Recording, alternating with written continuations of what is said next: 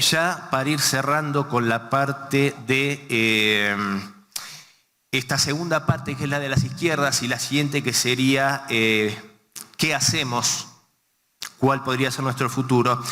No me quiero ir antes sin decir algo interesante respecto a estas ONGs.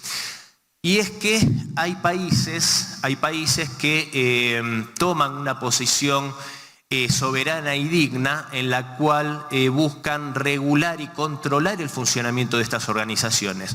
¿De qué forma? De una forma no me parece demasiado escandalosa, de una forma que tiene que ver con que una ONG, si recibe financiamiento desde el extranjero, tiene que decir en todas sus comunicaciones que es un agente extranjero, porque está recibiendo plata desde el extranjero, ya sea de organizaciones, países o lo que sea. Es una medida soberana y para que la población sepa de dónde viene ese mensaje.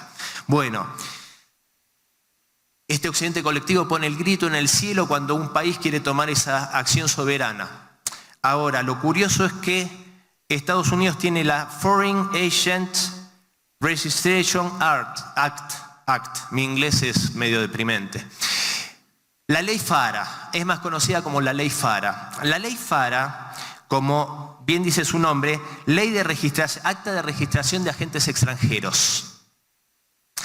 Es una ley que hizo promulgar el presidente Franklin Roosevelt en 1938 para controlar justamente la propaganda nazi y la infiltración nazi en la sociedad norteamericana. Y esa ley FARA sigue vigente en la actualidad. O sea, Estados Unidos tiene una ley de agentes extranjeros. Pero nosotros no podemos. Somos antidemocráticos si intentamos algo de eso.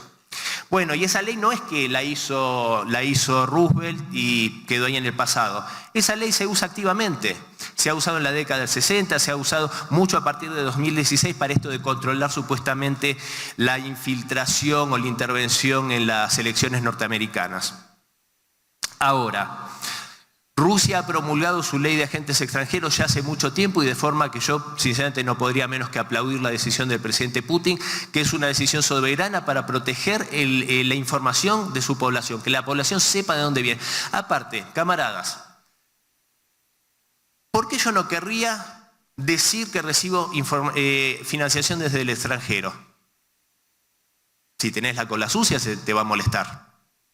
¿Se entiende? Si no tenés nada que ocultar, ¿cuál es el problema? Si es tan problemático es porque justamente no quieren que la gente sepa, como en el caso de Verbitsky, que le paga el Foreign Office del Reino Unido. Y hubo un caso bastante resonante en Rusia, que fue el de una ONG que se llamaba Memorial. Esa ONG Memorial era una ONG que supuestamente luchaba por la memoria de las víctimas del Gulag y la represión estalinista y todo lo malo, lo sórdido y lo tremendo que fue la Unión Soviética. En la práctica lo único que quería era hacer lo que tienen que hacer cuando quieren bajarnos la autoestima y la moral.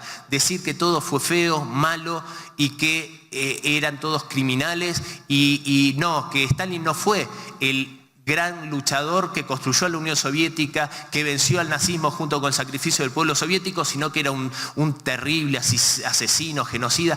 Eso hacía esa organización. Y a la hora de exigirle que dijera quién la financiaba y que mostrara que era un agente extranjero, era una violación a la libertad de prensa, a la libertad de información. Eso es lo que hacen estas organizaciones, en muchos casos, tergiversar la verdad histórica y ensuciar la historia de los pueblos, para que no nos sintamos orgullosos de quiénes somos y de dónde venimos. Otros países que han instaurado leyes de agentes extranjeros, por ejemplo en Nicaragua, sabemos cómo fue perseguido el gobierno del camarada comandante Daniel Ortega, justamente por la promulgación de la ley de agentes extranjeros. El Salvador también, Georgia, todos pudimos ver las revueltas que provocaron, intentando hacer una primavera de colores en Georgia por la promulgación de una ley de agentes extranjeros que ni siquiera es tan rígida porque es cuando excede el 20% de las contribuciones por parte de extranjeros. Y yo pude ver, y tal vez muchos de ustedes lo vieron, cómo fueron representantes del gobierno alemán, del Ministerio de Relaciones Exteriores, a la capital de Georgia, a hablar abiertamente en contra de una ley de un país extranjero, soberano, siendo funcionarios extranjeros, y a decir burlonamente el nombre del partido político en el poder en Georgia, que es Sueño Georgiano, y estos alemanes decían Pesadilla Georgiana. A ese grado de desfachatez y de intromisión en los asuntos internos llegan esta gente. Otros países, bueno, Israel, pero en Israel parece que no hay tanto problema porque tengan esta ley. Es como en Estados Unidos, no pasa nada. Australia también, bueno, Venezuela sí fue un problema. En Hungría se promulgó en 2017, pero por presiones de la Unión Europea tuvieron que derogarla. Soberanía popular.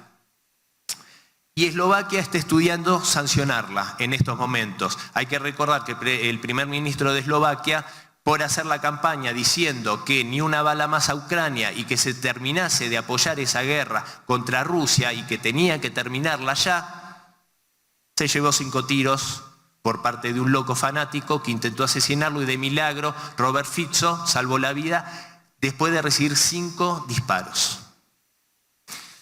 Bueno, a ver.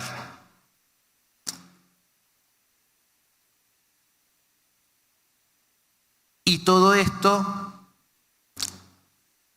en contra de los países que, como dijimos durante la charla, no hacen ni más ni menos que simplemente plantear el deseo de sus pueblos de no tener la obligación de recibir estos mensajes tan extraños y que a algunos nos pueden parecer inadecuados para nuestros pueblos, porque los mismos pueblos no los quieren, como lo que pudimos ver hace apenas unos días en los Juegos Olímpicos, en la inauguración en París. Este mundo al que parece querer empujarnos este occidente colectivo se parece bastante, si lo analizamos, a ese 1984 orwelliano, ¿verdad? Que paradójicamente Orwell, que era un izquierdista anticomunista y que escribió eso pensando en difamar a la Unión Soviética, en realidad mostraba más el mundo de hoy, como a través de la Agenda 2030 y el Foro de Davos plantean esto de, que podemos ver en la siguiente imagen, Marcos, con un rostro sonriente, la propaganda de que "You'll own nothing and will be happy". No tendrás nada y serás feliz para 2030. Eso es lo que nos propone el globalismo financiero y el mundo globalizado, que habla de las ciudades de 15 minutos, están en ciudades en donde a cualquier lado que quieras llegar lo hagas a pie en 15 minutos, y se torna un poco extraño si vamos a poder salir de esas ciudades. Bueno, toda una serie de cuestiones que están oficialmente en la página del Foro Mundial Económico de Davos. Bueno, esa distopía es la que son bastantes los países que se están resistiendo a caer en ellas. Vamos a ver ahora un video en el cual vamos a poder observar a una primer ministra europea que tal vez a algunos de nosotros nos caiga mejor o peor, pero que lo importante es cómo en lo que dice puntualmente no hace más que lanzar verdades como puñales, y creo que vale la pena escucharla porque da para un análisis interessante. Emmanuel Macron ci ha definiti vomitevoli, cinici, irresponsabili, e qui la stampa italiana a dire hai visto che ha detto Macron, che siamo irresponsabili. Vergogna. Irresponsabile Emmanuel Macron sono quelli che hanno bombardato la Libia perché gli dava fastidio che l'Italia avesse un rapporto privilegiato in campo energetico con Gheddafi, esponendoci al caos migrazione nel quale ci troviamo. Cinici Emmanuel Macron sono i francesi che mandano la gendarmerie a rispedire indietro qualunque immigrato tenti di passare il confine a Ventimiglia. Ma soprattutto, perché le cose vanno raccontate come si deve, vomitevole è chi, come la Francia, continua a sfruttare l'Africa stampando moneta per 14 nazioni africane sulle quali applica il signoraggio, facendo lavorare bambini nelle miniere, estraendo materie prime come accade in Niger, dove la Francia estrae il 30% dell'uranio che gli serve a far camminare le centrali nucleari e il 90% dei nigerini vive senza elettricità. Non ci venire a fare lezioni, Macron, perché l'Africa scappa da voi e la soluzione non è spostare gli africani in Europa, è liberare l'Africa da certi europei. Non accettiamo lezioni. Chiaro? Claro. Me parece que es más que claro y me parece que es algo que cualquiera de nosotros podríamos decir. Porque en definitiva, cuando por los europeos que explotan, y el día de hoy, como lo decía Meloni, Francia sigue explotando y hay, con la ayuda de Rusia y de China, hoy hay países de África que se están apenas hoy liberando, como Mali, como Burkina Faso, como República Centroafricana y como tantas otras que se logran liberar de este neocolonialismo. ¿Quién no va a querer vivir en su patria con desarrollo y con bienestar? E irse a un lugar como Francia donde los desprecian o a otros lugares. Creo que esas son verdades y que nosotros también podemos decirlas tranquilamente, con esa fuerza y con esa potencia. Bueno. Ahora, ya para ir cerrando, esta tercera parte que les decía yo, si me regalan, me extiendo un poquito más, porque lo que vamos a decir ahora es cómo volver a las fuentes, o como yo humildemente creo que sería volver a las fuentes, ¿no? Encontrarnos con lo que, a ver, acá yo me siento mal diciéndolo porque ustedes saben el camino y me lo están mostrando a mí. O sea, yo voy a hablar sobre las izquierdas latinoamericanas, porque ustedes son un ejemplo acá. Ustedes están en el camino, ustedes están en ese rumbo. Porque si no me sentiría mal porque parecería que yo les quiero decir a ustedes cuál es el camino y sería una tontería absurda porque ustedes están en el camino y me lo marcan a mí, con todas las cosas que vi estos días y que felicito al maestro que como buen ingeniero agrónomo sembró muy buenas semillas y se ven acá los frutos.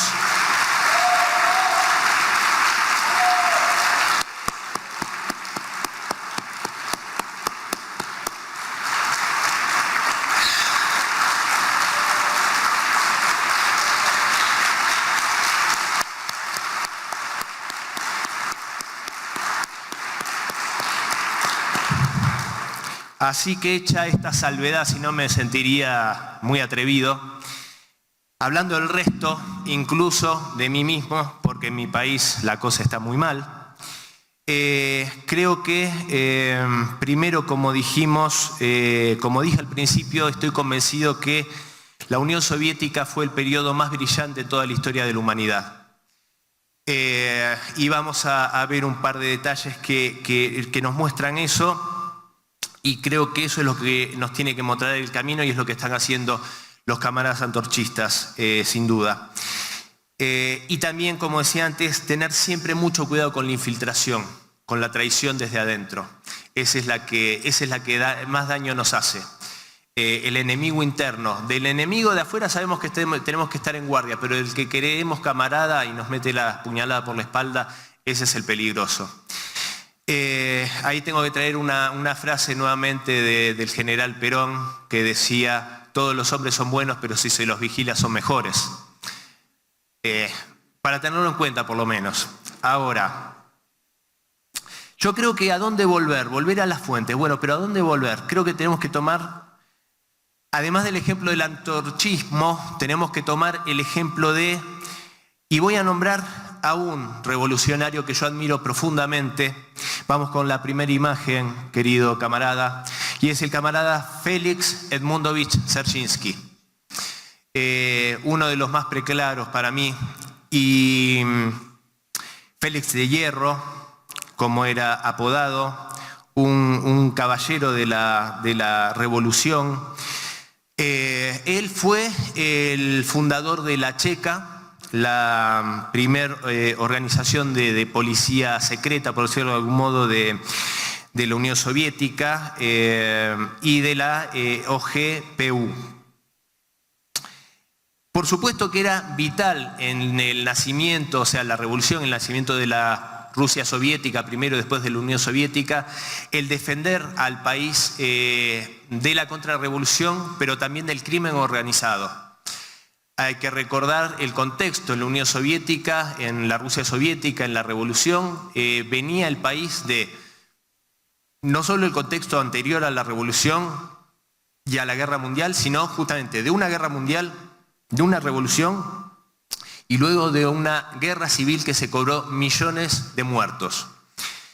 Entonces, por supuesto que un revolucionario y un auténtico comunista como el camarada Félix Edmundovich no podía darse descanso, y así era él.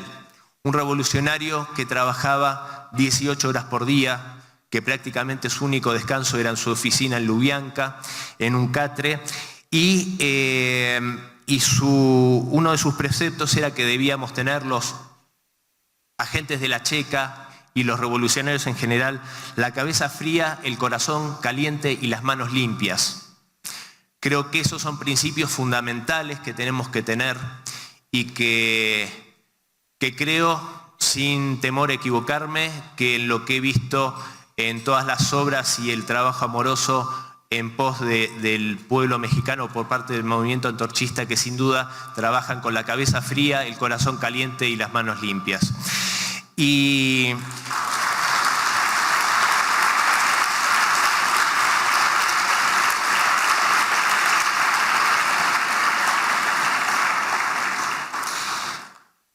acá, a ver, por supuesto que eran momentos muy turbulentos los de la Rusia soviética, después de la guerra civil, de la revolución, y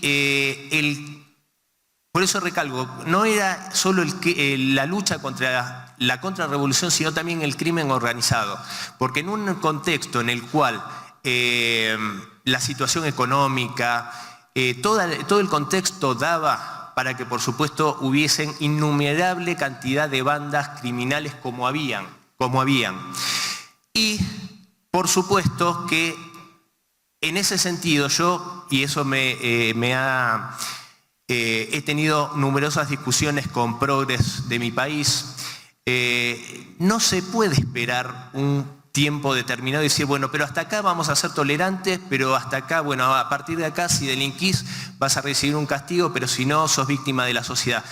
Porque las desigualdades las entendemos todos, por supuesto, y que la delincuencia en un punto es resultado de la desigualdad y de la falta de oportunidades y de la inequidad, por supuesto, pero en mi país, por supuesto, por ponerlo como ejemplo, la lumpendelincuencia no va a los lugares más ricos a robar, va a robar a los trabajadores y a matarlos por un celular.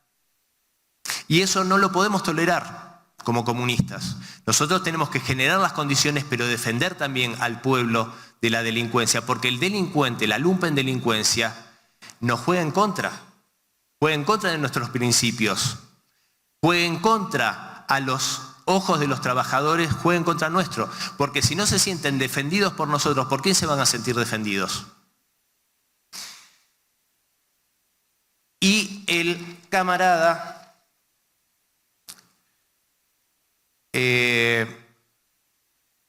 no solo tenía como revolucionario incansable, no solo llevaba adelante esta política de lucha contra la delincuencia y la contrarrevolución, sino que también lideró la lucha contra el tifus en 1918. La lucha sanitaria contra el tifus en un año después de la revolución se cargó al hombro esa lucha. También fue presidente del Comisariado de Asuntos Internos de 1919 a 1923, manteniendo la lucha contra el crimen organizado. presidió el Comisariado de Transporte, que sabemos que el transporte en la Unión Soviética, el transporte público, y al día de hoy en Rusia es, si no el mejor del mundo, uno de los mejores del mundo. Y sabemos también la idea con la cual, por ejemplo, se hizo el metro de Moscú. La idea del compañero, del camarada Josip Vissarionovich Stalin era que el trabajador tenía que poder llegar a su puesto de trabajo y volver a su hogar rodeado de un ambiente relajado, de belleza, en el cual pudiese viajar confortablemente.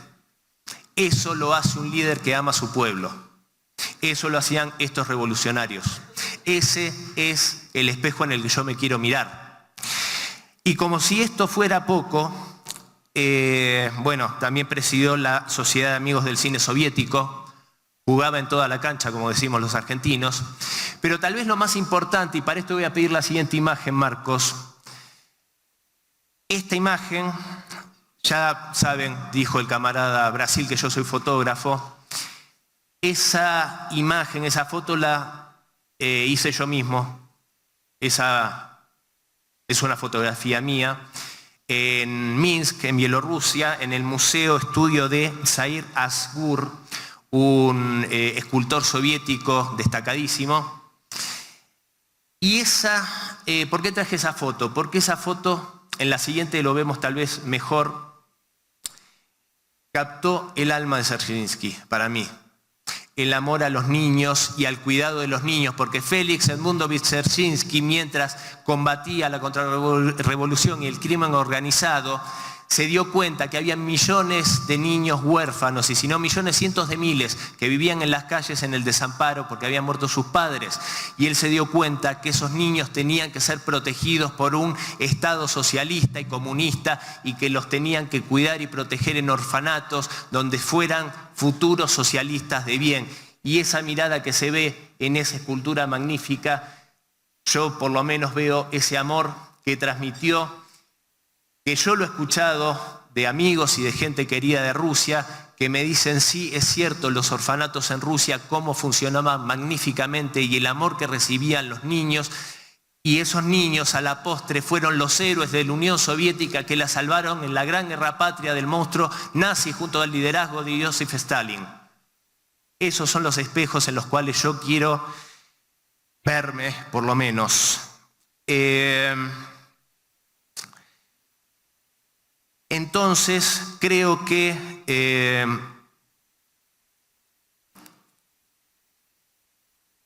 a la muerte, quiero mencionar que a la muerte muy joven, murió con menos de 50 años.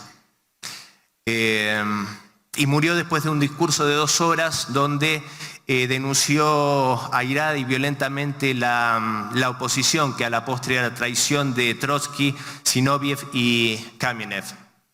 Luego de ese discurso le dio un infarto.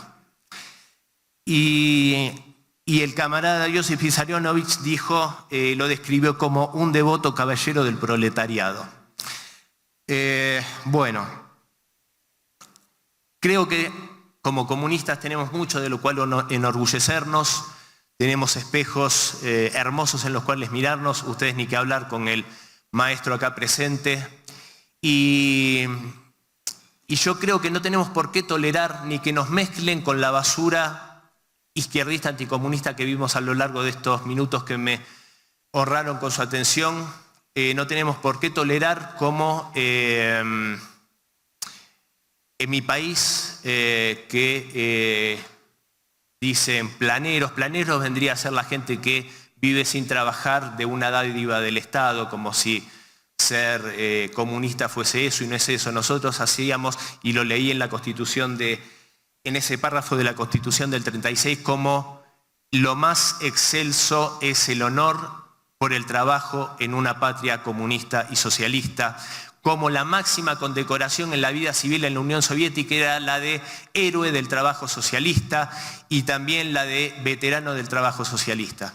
Entonces, no tenemos que tolerar más que estas personas, que muchos de ellos en mi país, estos libertarios, muchos de ellos no han trabajado en su vida y viven de sus papás, y se creen que pueden trapear el piso con el nombre del comunismo o de nuestros...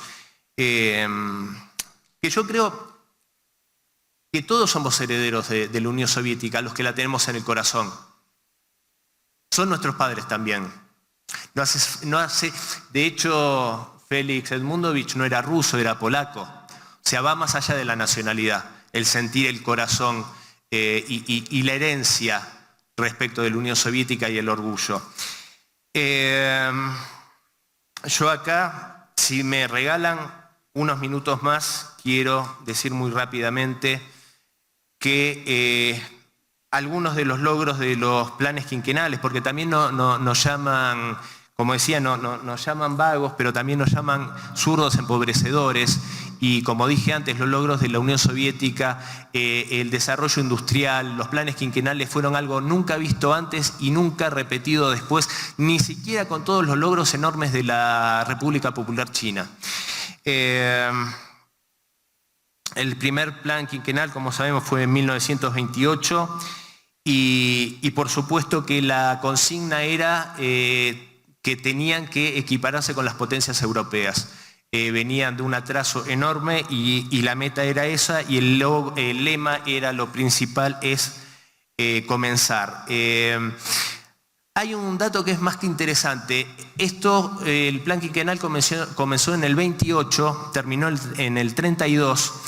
En medio sabemos que estuvo la Gran Depresión a nivel mundial y la Unión Soviética en ese periodo tuvo pleno empleo, consiguió el pleno empleo y unos números de crecimiento que no habían existido y que por supuesto eran inéditos para ese momento y con ese nivel de crisis a nivel mundial. Y ese desarrollo lo hizo con el heroico sacrificio y trabajo del pueblo soviético, no explotando a ninguna colonia como sí lo hicieron los europeos, o explotando a la clase trabajadora como lo hacían con trabajo infantil y con tantas cosas cuando fue la revolución industrial, por ejemplo, en el Reino Unido. Los niveles de alfabetización que se alcanzaron antes de la revolución, en Rusia Occidental el 50% de la población no recibía educación. Y en Siberia, por ejemplo, entre el 85 y el 90 no recibía educación. Y en las repúblicas de Asia Central el 97% era analfabetismo. Todo eso lo dio vuelta la Unión Soviética para 1940 con un 90% de la población soviética alfabetizada. Bueno, no me quiero extender mucho, son muchísimos los números, pero los números de producción de acero, de carbón, la central hidroeléctrica del río Dnieper, la crean en el primer plan quinquenal, que fue una de las obras más grandiosas. Y acá quiero mencionar algo que dijo el camarada Josip Vissarionovich el 4 de febrero de 1931. Stalin explicó por qué el país debía mantener estos ritmos extremadamente rápidos para su industrialización. ¿Qué queréis? ¿Que nuestra patria socialista sea derrotada y que pierda su independencia? Estamos retrasados en unos 50 a 100 años respecto a los países avanzados. Debemos recorrer esta distancia en 10 años, o lo hacemos o seremos destruidos. Esa era la visión profética y que salvó, por supuesto, a la Unión Soviética, porque 2 planes quinquenales y medio después de comenzado fue que se da el ataque cobarde de la Alemania nazi contra la Unión Soviética el 22 de junio de 1941. Con 2 planes quinquenales y medio cumplidos, la Unión Soviética ya había alcanzado a Alemania en niveles de industrialización y estaba en segundo lugar junto con Alemania a nivel mundial, solo superado por Estados Unidos. Esos son los logros para que después nos digan que somos vagos y no trabajamos. Es un chiste, por favor, y sin explotar a nadie.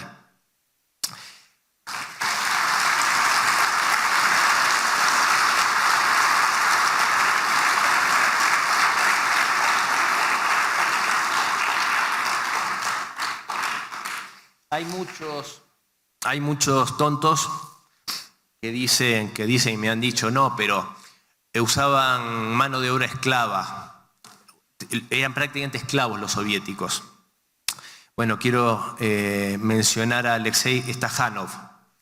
el famoso Alexei Stajanov, que fue justamente por su apellido que se instaura el stajanovismo y que se convirtió en ese símbolo. Era un trabajador de la minería, de las minas del carbón en el Donbass justamente, y fue símbolo de esos trabajadores heroicos que multiplicaban muchísimas veces lo que era la lógica cuota de extracción de minerales en su turno de trabajo, llegando a extraer cantidades increíblemente altas en su turno laboral. Por supuesto que también hay que decirlo, porque en mi país surgió hace años una discusión muy estúpida respecto a la meritocracia, ¿no? No sé si ustedes llegó a sus oídos, pero bueno, la cuestión es que esta izquierda empezó a decir que la meritocracia era algo malo, porque supuestamente la meritocracia era algo que representaba al macrismo en ese momento, cuando la única meritocracia de esa gente es heredar obtener una herencia de sus padres. No veo el mérito de eso. Sí hay mérito en la Unión Soviética, donde un trabajador del carbón como Stajanov llegó a ser diputado del Soviet Supremo, llegó a ser héroe del trabajo socialista, llegó a obtener la Orden de la Bandera Roja y de Lenin en 2 oportunidades. Dado su talento, lo mandaron a estudiar a una universidad en Moscú, terminó siendo director de una planta minera en Kazajstán. Eso es meritocracia. Y eso se dio en la Unión Soviética y se da en China. Pero estos progres regalan conceptos. O sea, que el hijo de un trabajador de una fábrica y de una campesina, si mal no recuerdo el origen de Yuri Gagarin, llega a ser el soviético más conocido en la historia, incluso hasta el día de hoy, más celebrado en todo el mundo, y así, habiendo sido el primer hombre que llegó al espacio, tan solo por su capacidad y su mérito. Entonces, bueno, no me quiero extender demasiado más, sí marcando en última instancia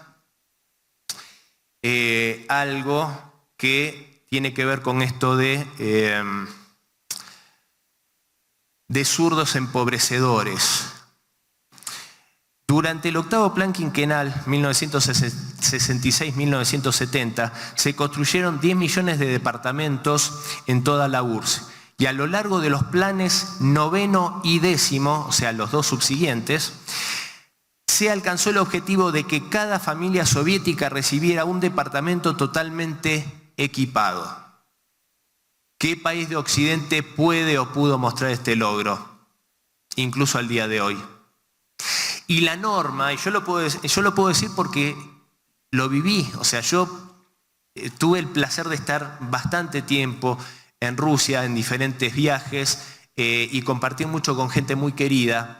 Y la regla no solo que era eso, para un trabajador, la regla era el departamento y la dacha. La dacha es la casa de campo. ¿Quién puede mostrarme en Occidente, qué país puede mostrarme que a los trabajadores de ese país tienen acceso al departamento y a la casa de campo? Esa era la Unión Soviética, donde todos vivían pobremente y en harapos. No cierra. ¿Cómo llegó a ser la principal potencia espacial? Porque la carrera espacial nos quieren hacer creer que porque los norteamericanos supuestamente llevaron al primer hombre a la Luna, parece que el primer ser vivo en el espacio no cuenta, el primer satélite artificial en el espacio no cuenta, el primer hombre en el espacio que fue y volvió a salvo, Yuri Gagarin, no cuenta, Valentina Tereskova, la primera mujer en el espacio, no cuenta, el primer astronauta que dio una caminata espacial fuera de la nave, no cuenta. No nos dejemos engañar. La Unión Soviética no fue lo que nos quieren hacer creer, fue un lugar donde tuvieron logros en materia de salud, tener la mejor salud del mundo, gratuita para todo el pueblo, educación del mejor nivel, desde el jardín de infantes hasta la universidad, trabajo garantizado. ¿Qué más podemos decir? Si no tenemos suficientes elementos para enorgullecernos, no sé con qué lo deberíamos hacer. Para terminar, porque no quiero quitar tiempo a las preguntas, me quedan, como buen fanático de la Constitución del 36, me habían marcado algunos artículos que son preciosos, pero me voy a contener. Vamos a ver la última foto. Esa es la tumba del camarada Josip Vissarionovich Stalin en la necrópolis del Kremlin. Y no hay día que cuando uno pasa por ahí no haya por lo menos 2 claveles frescos.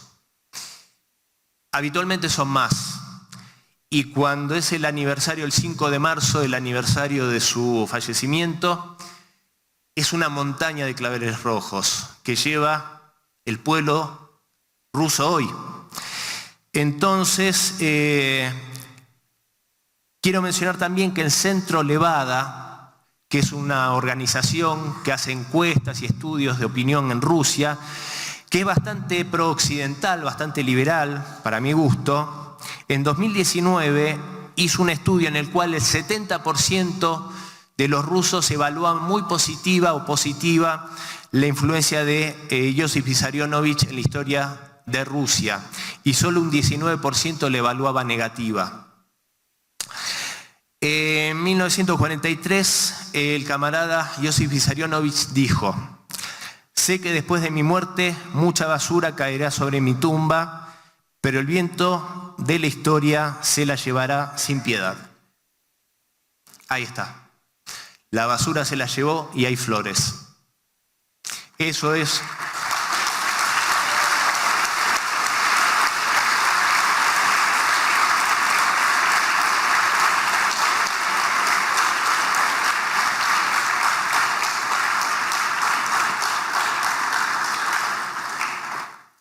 La basura que arrojó Khrushchev, que arrojó Occidente, que arrojó Trotsky, que arrojaron tanta izquierda anticomunista, porque al camarada le pegaron por izquierda y por derecha, por todos lados, por todos lados.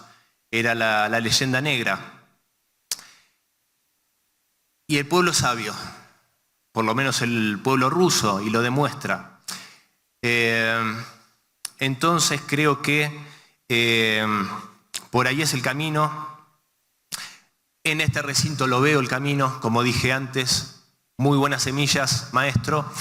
Y humildemente, y con esto ya termino, propongo que lo pensemos por lo menos, instaurar un día, podría ser el 5 de marzo incluso, como Día Mundial de la Reivindicación del Comunismo. Gracias.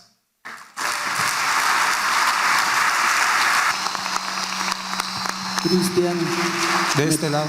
Me pide la palabra el ingeniero Aquiles Córdoba Morán.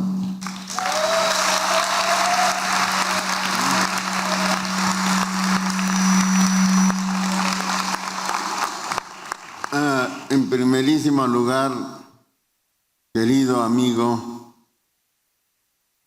de reciente adquisición, porque no voy a decir viejo amigo, no sería cierto. Queridísimo amigo Cristian Lamesa, quiero agradecerle cumplidamente a nombre del movimiento antorchista y de los que estamos acá la extraordinaria plática que nos acaba de impartir.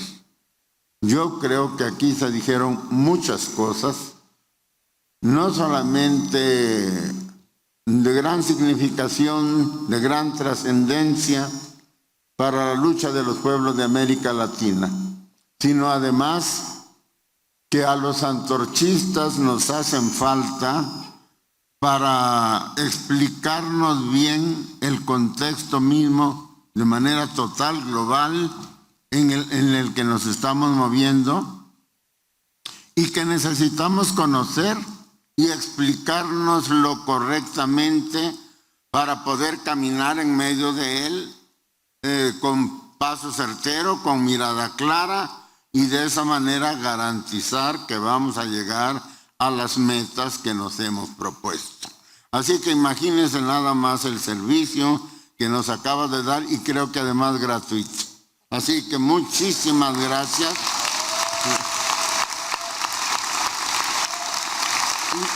Y ciertamente, yo creo que otro de los prejuicios que tenemos que erradicar es el de que los comunistas del mundo ya no se deben agrupar en organizaciones internacionales o regionales, porque de alguna manera eso lo ha satanizado el imperialismo y sus voceros. Yo creo que es urgente que nos hermanemos los pueblos del mundo, pero como todo esto tiene que seguir una lógica determinada, empecemos con América Latina, y Antorcha está más que dispuesta a trabajar con usted y con otros grandes latinoamericanos que los hay, en Nicaragua, en Venezuela, en Bolivia, etcétera, para crear una visión regional unitaria y para crear también una política de nuestro continente que le haga con probabilidades de éxito frente al imperialismo depredador, saqueador y además profundamente corruptor de la moral y de la esencia misma, de la esencia humana misma de los pueblos de América Latina. Creo que así tiene que ser.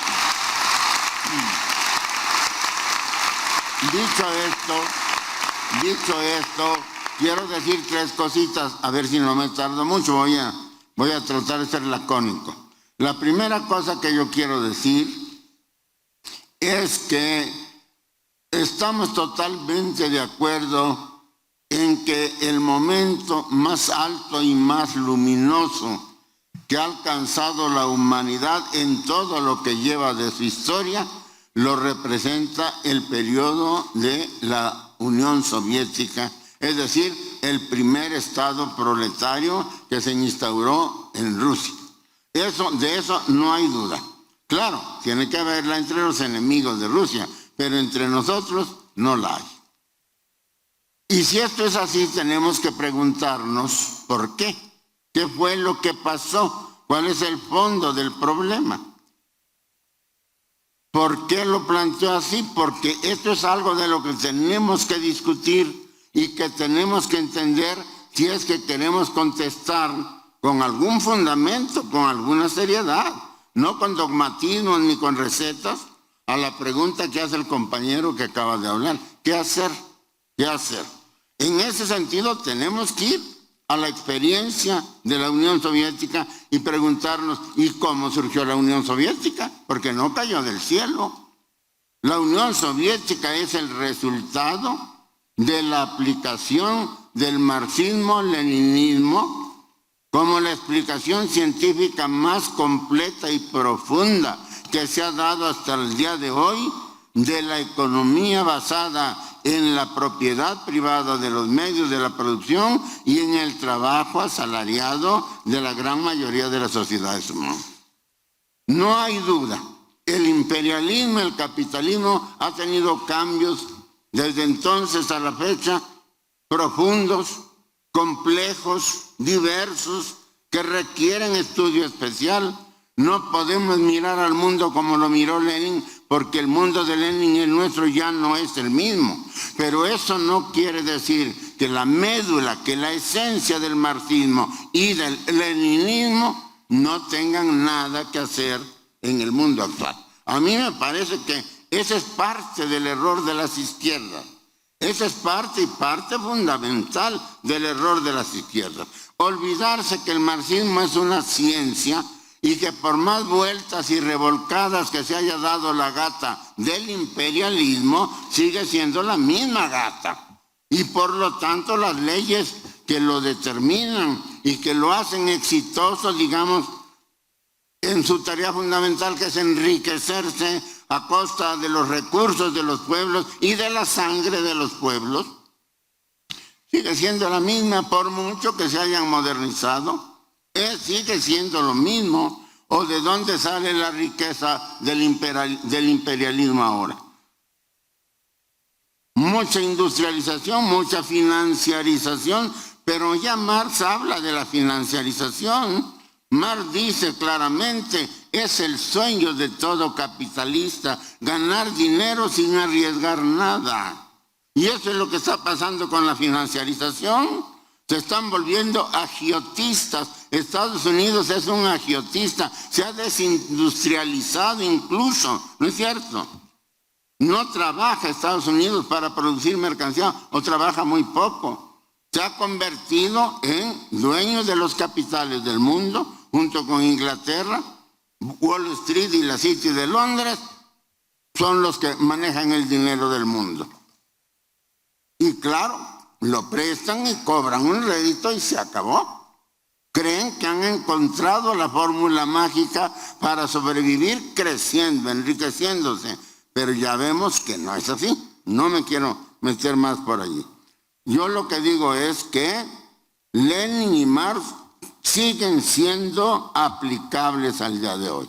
Las ideas de Marx y las ideas de Lenin, con todo lo que hayan tenido de específico y temporal, que sí lo tuvieron, pero en su médula son ideas universales, de validez absolutamente clara, evidente, cuando menos mientras exista el régimen capitalista de producción. Cuando esto cambie, cambiará el marxismo. Quizás deje de tener validez. Cambiará lo que dijo Lenin, pero ahora Marx y Lenin siguen teniendo vigencia. Claro, hay que cogerlos, como ellos dijeron, con criterio, con conocimiento y aplicarlos a las circunstancias de cada quien. Como quien dice, agarrar la tela que ellos nos entregaron y hacer a cada país un traje a la medida de ese país, que es la sabiduría de los chinos cuando hablan del marxismo el comunismo con características chinas. Eso no, con perdón y respeto de los chinos, pero eso no es un descubrimiento de ellos. Eso lo dijo Marx y lo repitió Lenin hasta el cansancio. El marxismo no es una receta, es una filosofía, es un análisis científico de la sociedad que hay que cambiar para que los hombres vivan mejor, pero que cada quien tendrá que hacerlo en su país, en sus circunstancias, adecuando al marxismo y al leninismo también a esas circunstancias. ¿Qué tiene que ver esto con lo que estamos platicando aquí? Pues que preguntaba al compañero qué hacer. Yo tampoco le voy a dar una respuesta como diciendo esto es, pero hago mi pobre y a lo mejor hasta necia aportación y yo digo, ¿qué hizo Lenin para crear la Unión Soviética? Claro, no él solo, pero ¿qué hizo?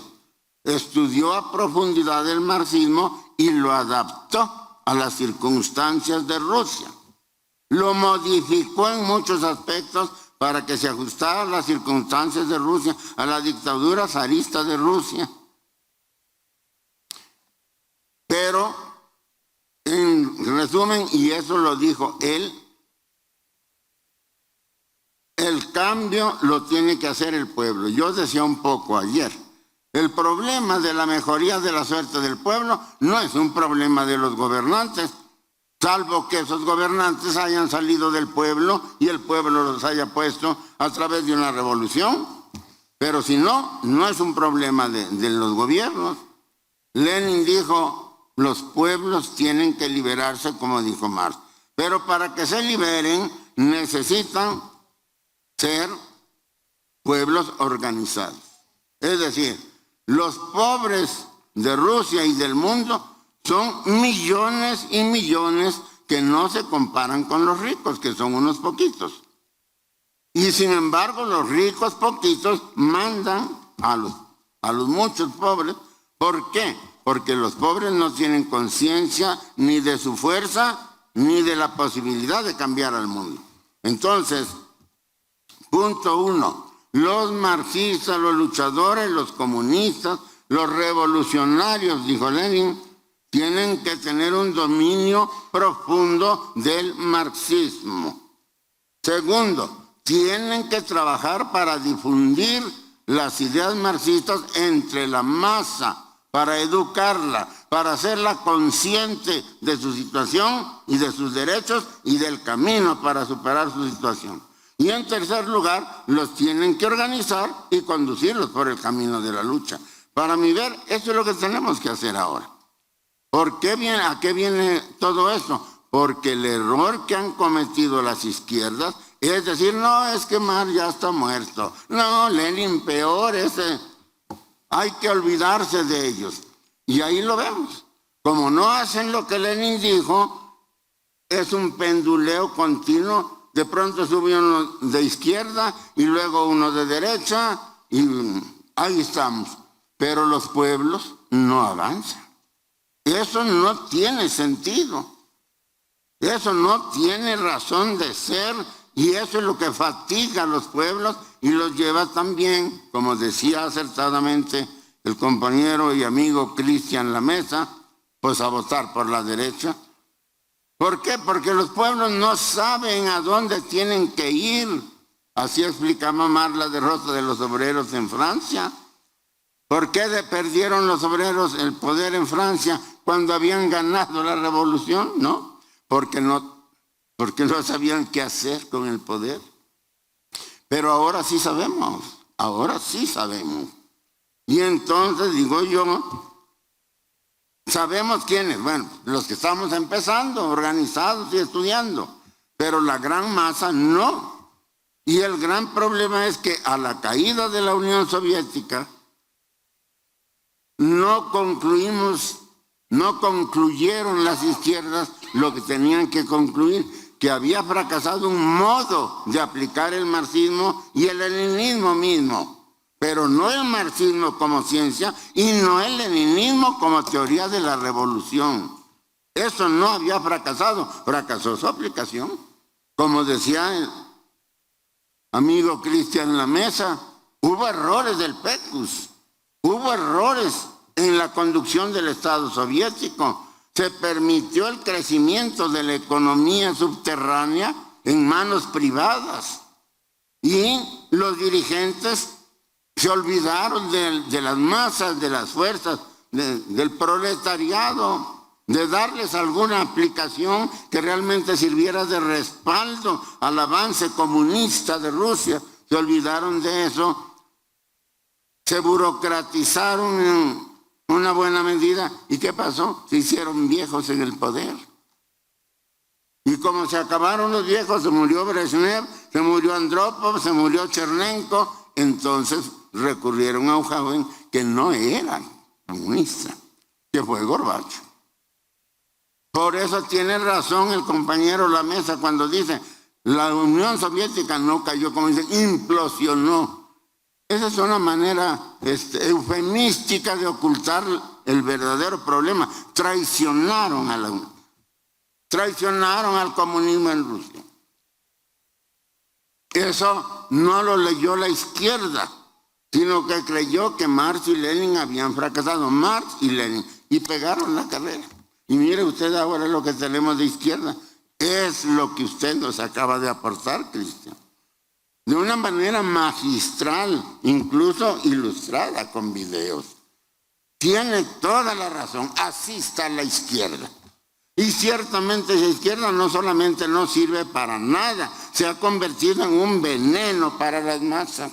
Esa es la verdadera situación. Y entonces, ¿qué tenemos que hacer? Como dijo usted también acertadamente, volver al origen. Y yo lo único que estoy diciendo es, ¿qué quiere decir volver al origen? Pues volver a Marx y a Lenin. No hay tragárnoslo con papa y cebolla, no. Aprender de ellos y aplicarlos a nuestras circunstancias, que es lo que viene intentando hacer el antorchismo aquí en México. Yo creo que mal, la mera verdad, pero lo estamos intentando hacer porque creemos que ahí está la salida. ¿Por qué?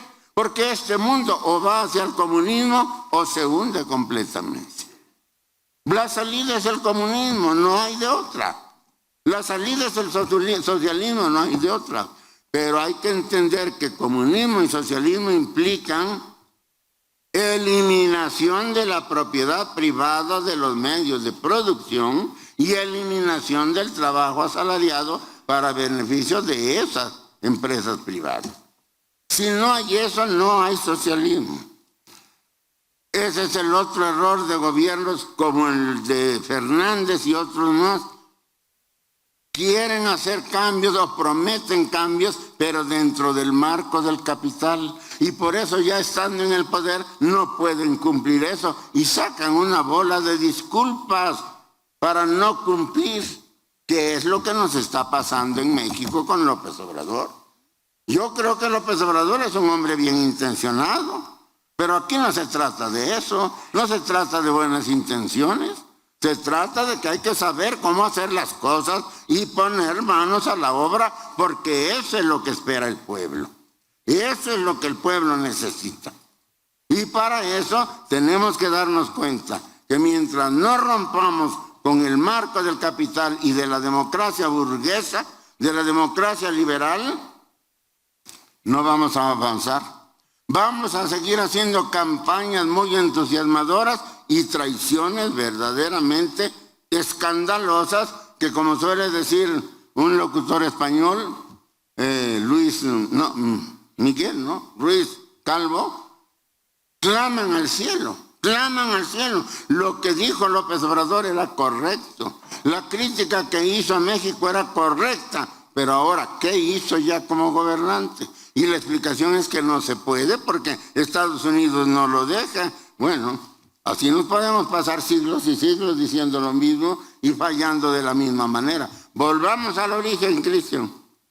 Hagamos de Marx y de Lenin en la base de nuestra educación, entendiendo que allí no hay una receta. Allí no hay un ponle tantito de azúcar y tantito de sal y mételo al horno. Allí no hay eso. Simplemente ya hay ideas profundas de validez universal, cuando menos mientras dure el capital, que nosotros tenemos que entender, memorizar y aplicar a nuestra realidad. Si no le hacemos así, vamos a seguir, pues como digo, en este penduleo que finalmente viene pagando el pueblo. Todo ese asco, todo ese batidero realmente indignante que nos acaba de poner ante los ojos, es una realidad que aquí en México también existe. ¿Cómo la vamos a acabar? ¿Cómo vamos a acabar con eso? Decía el compañero. No solamente hay que combatirlos, sino hay que acabarlos. Sí, pero eso requiere que acabemos con el capitalismo. Porque ya lo dijo Marx, todo eso, quiérase que no, se mueve en el terreno de la superestructura. Pero la superestructura se levanta por muy compleja que parezca. Religión, moral, derecho, filosofía, etcétera, por muy compleja, se levanta sobre la economía, sobre la estructura. Y se levanta precisamente para reforzar a la estructura. Hay una interacción dialéctica entre la superestructura y la estructura. Se apoyan recíprocamente. La una nació para apoyar a su madre, es decir, a la estructura de donde nace.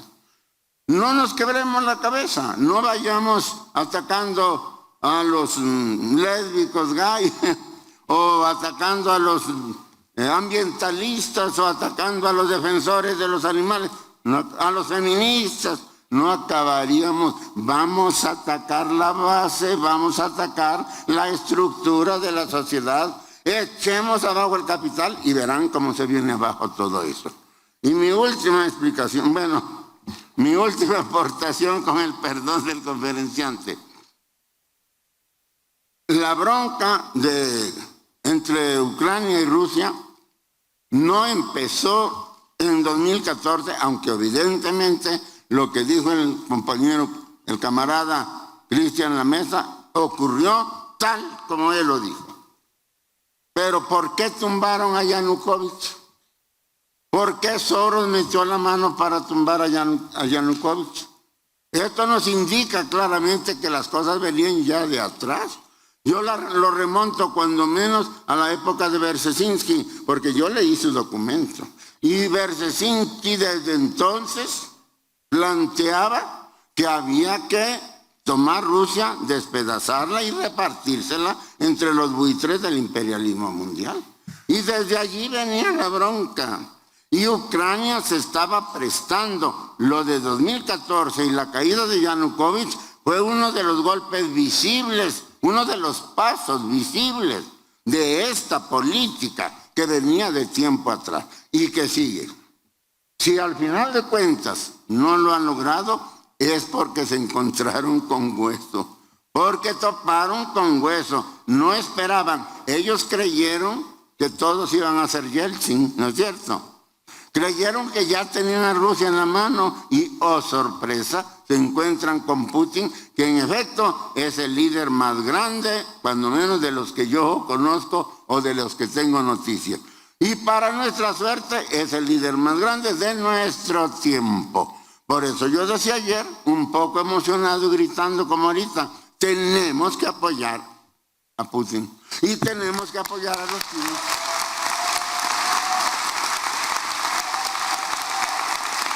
¿Por qué?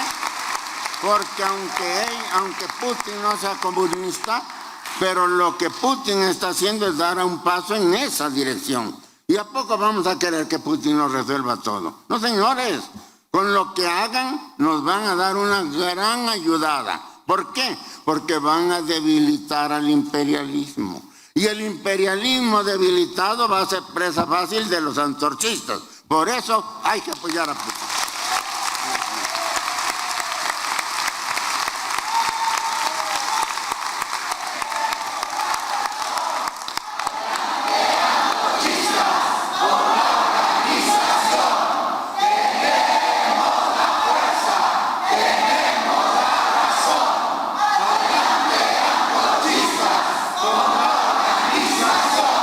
Muchas gracias, compañeros de la mesa. Tomamos su iniciativa, queda registrada, doctor Brasil, la propuesta que nos hace y la vamos a convertir en realidad con ayuda de usted, camarada. Muchas gracias por su iniciativa.